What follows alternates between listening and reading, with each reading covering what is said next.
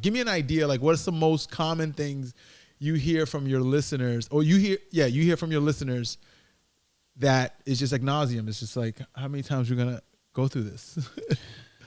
Man, for the women, I think the main question that they typically ask is, hey, a guy's being very inconsistent with me. He's showing up one minute, next minute he's kind of ghost, or whatever the case may be. We've been dealing with each other for a couple years, and I'm just unsure about where this is going. I just hope you guys can shed some light on, like, maybe how my mindset should be in terms of him, right? That's the main question we get from women.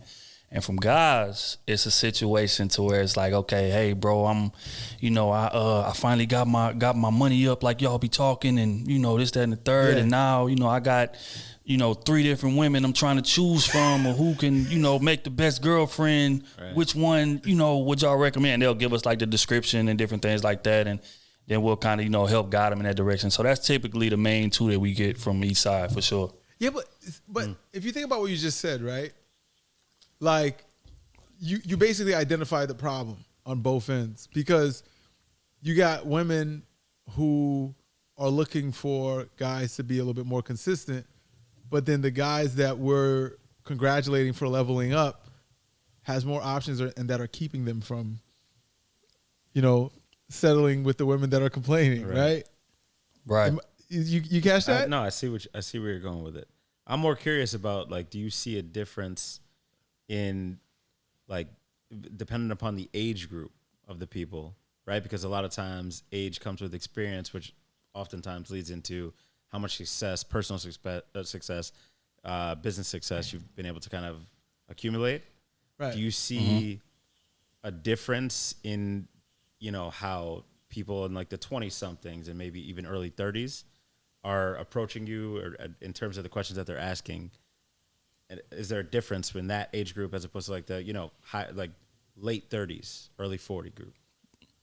Definitely. I think the main difference is the younger group doesn't really know what they want. So they're still fascinated with like the material things. You know what I'm saying? So like, say for instance, if a young guy calls in and asks us about his few different women, he'll name attributes, right? Like, oh, she's a 10 or she's a 9, but her sex is a 4, or, hey, she's an 8, but she's a little overweight, or 6, she's overweight, but she has a great personality. You know what I'm saying? So it's like a lot of shallow comparisons with the younger men, say, that are asking. Okay. Now the older men, it's more of a like, okay, hey, Trill and Smooth, I know y'all are, married. What are some of the key factors that y'all seen in y'all wives that made y'all want to retire from the game for good? Hey, I done been married one time, but I got divorced. And, this time, I really like this girl. I'm trying to make it work. So, like, what keys would y'all give me to look for? So, like, it's more depth behind the questions the older that the guests are, I feel like.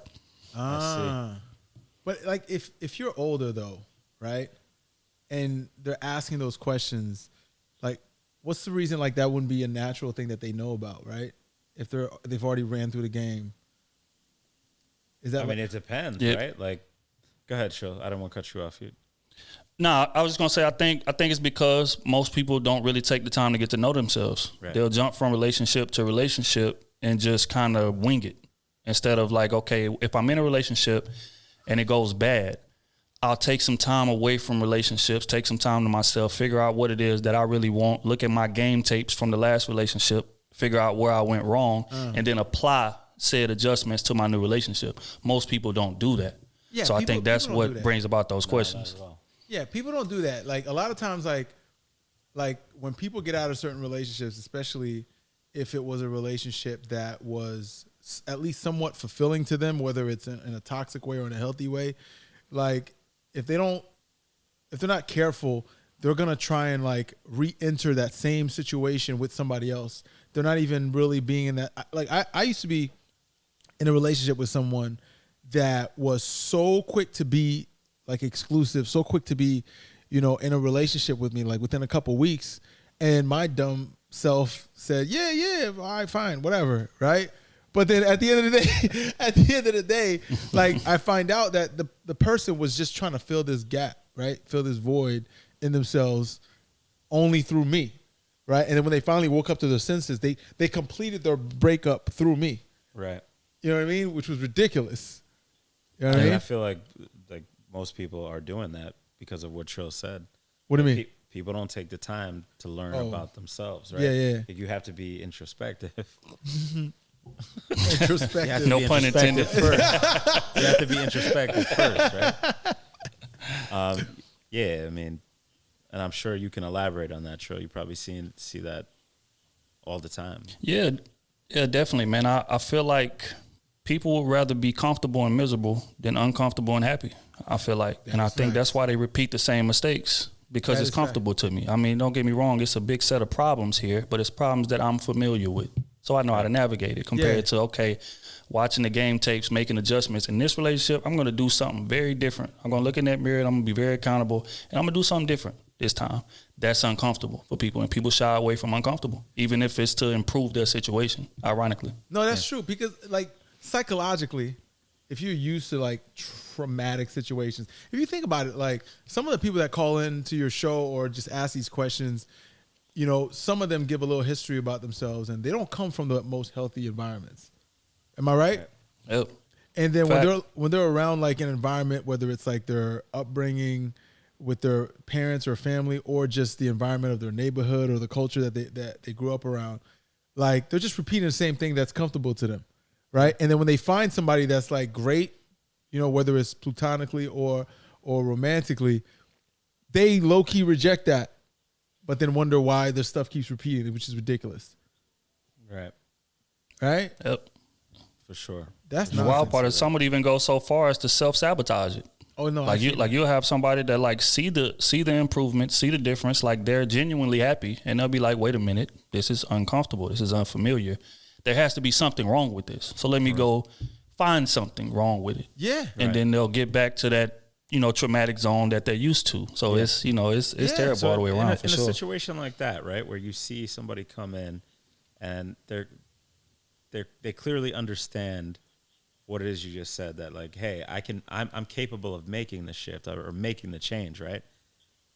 But it's uncomfortable. And I love how you highlighted that, because sometimes we know what direction we need to go in, but because it's just foreign to us, we push back against it. What are some like tips or tricks, or what advice would you give to somebody who's trying to navigate through that?